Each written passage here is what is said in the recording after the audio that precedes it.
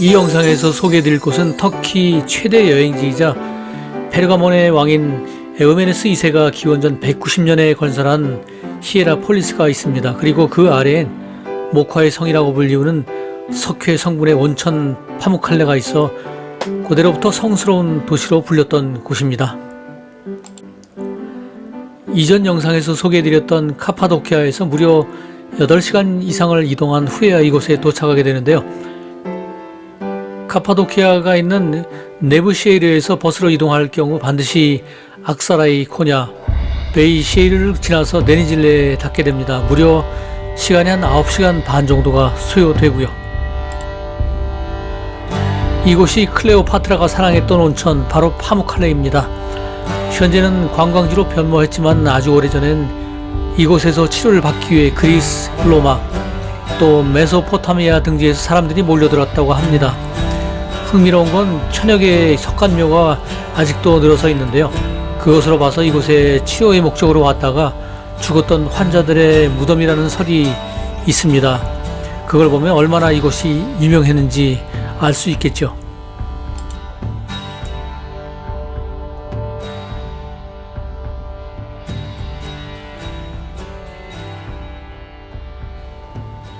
이 구조물은 파무칼레 입구 쪽입니다. 파묵은 목화, 칼레는 성이란 뜻으로 석회를 품은 온천수가 야트막한 언덕을 뒤덮고 있는 모습을 보고 터키 사람들이 하얀 목화로 만든 성처럼 보인다 해서 이런 이름을 붙였다고 합니다.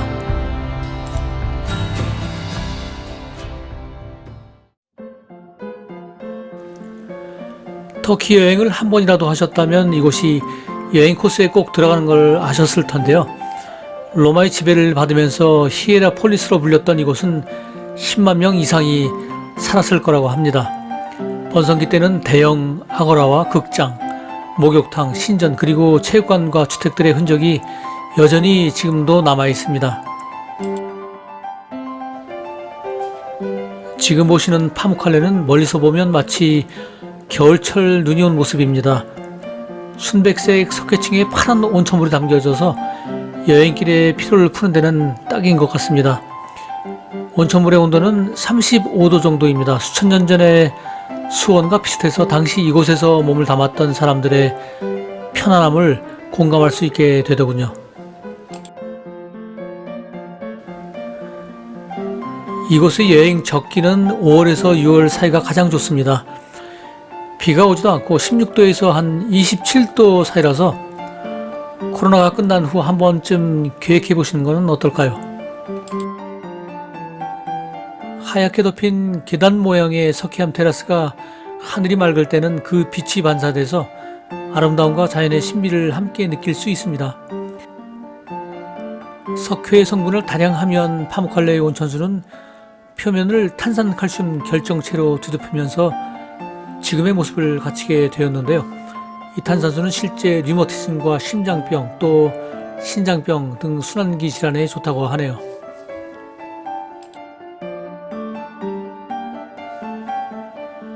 세계 문화유산으로 등재된 히에라폴리스의 파무칼레, 그리고 아직 남아있는 아폴론 신전 외에 많은 신전들이 있던 도시가 십자군과 셀주쿠군의 공격에도 살아남았지만 13세기엔 지진의 여파로 완전 폐허가 되기도 했다는군요. 재미있는 사실 한 가지가 있는데요. 히에라폴리스의 신전에서 기둥을 뚝 떼내서 이스탄불에 있는 당시 교회 건물이었던 성 소피아 성당의 기둥으로 사용하기도 했답니다.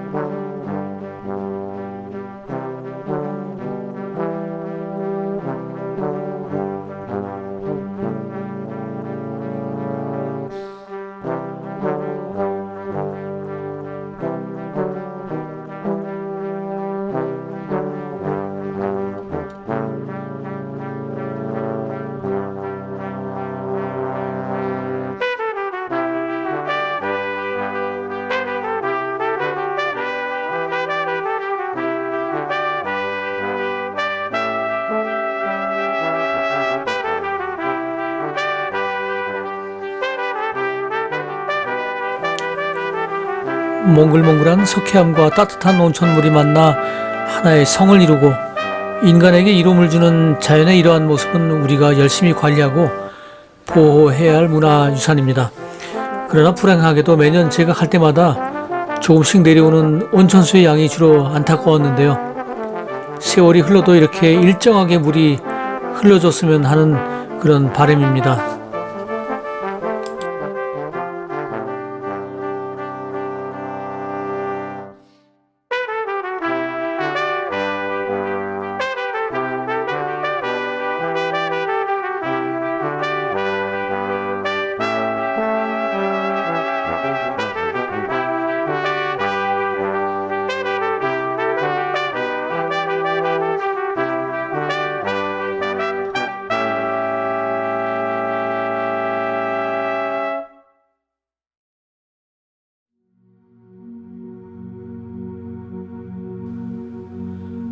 파묵칼레가 있는 히에라폴리스가 세워진 지 벌써 2400년이나 되었네요.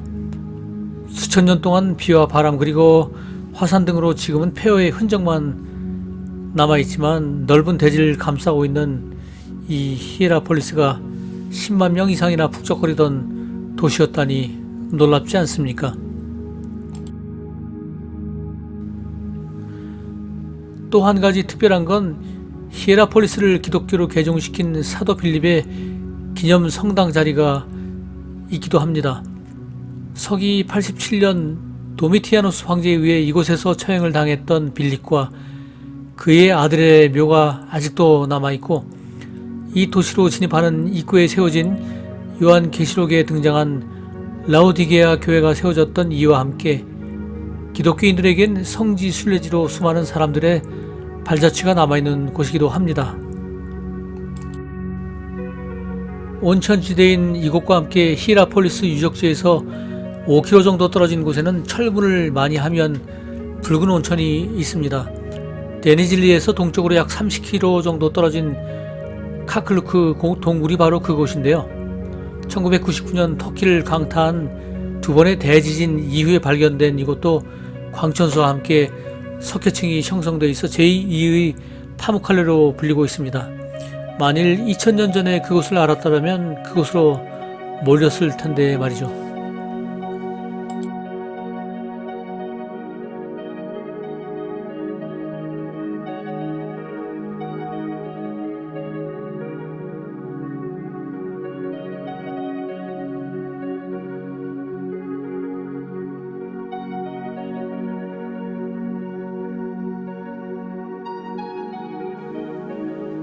사도 바울이 제3차 전도 여행 중 에베소에서 27개월간 전도하며 골로새 사람인 제자 에바브라를 보내 골로새와 히에라폴리스 그리고 라오디게아 교회를 세웠다고 추정하고 있는데요.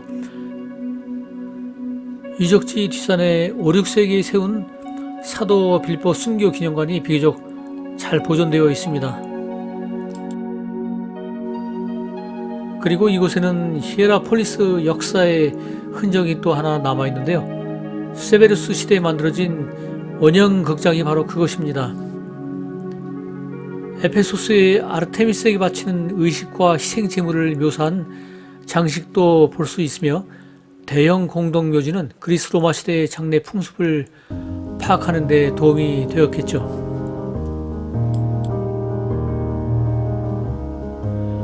가끔은 생각하게 되네요. 고고학을 전공한 사람이 아니어서 돌무더기를 보면 그저 역사의 흔적이다, 뭐 그런 생각 말입니다. 하지만 여행에서 그곳의 풍경이나 먹거리 또 사람들, 그런 것들에 관심을 갖다 보면 정작 그 여행지가 갖고 있는 매력을 잃어버리기 쉬워서 때로는 경치보다 중요한 그곳의 역사를 더듬어 보는 여행이 유익하다는 생각도 듭니다. 그래서 저는 여행할 때 그곳에 대한 정보를 미리 가지고 가는데, 그래야 여행이 재미있을 테니까요.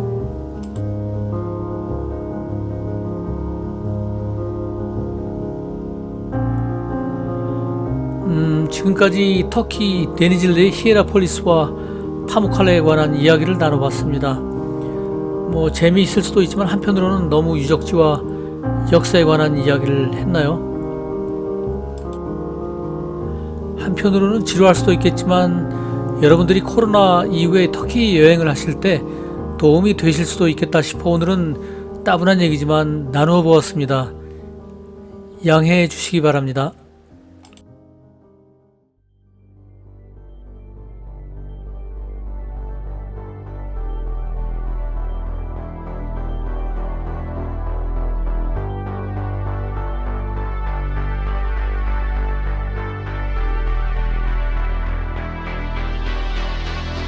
마지막으로 파무칼레와 가까운 곳에 또 히에라폴리스와 같은 그 기독교 유적지가 있습니다.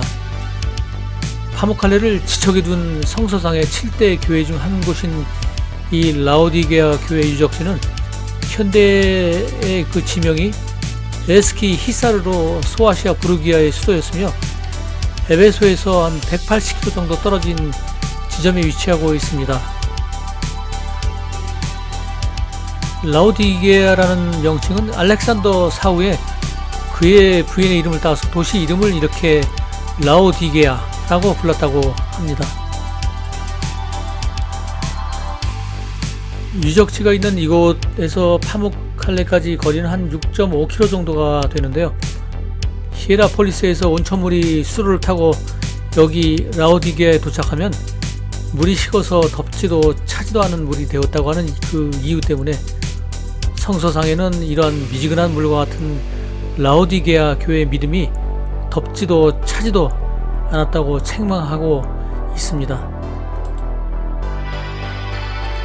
터키 여행지로서 최적인 파무칼레를 다녀오면서 함께 성지 순례 코스에 넣었던 라오디게아 교회들은 지금도 여행의 즐거운 추억으로 남아 있습니다.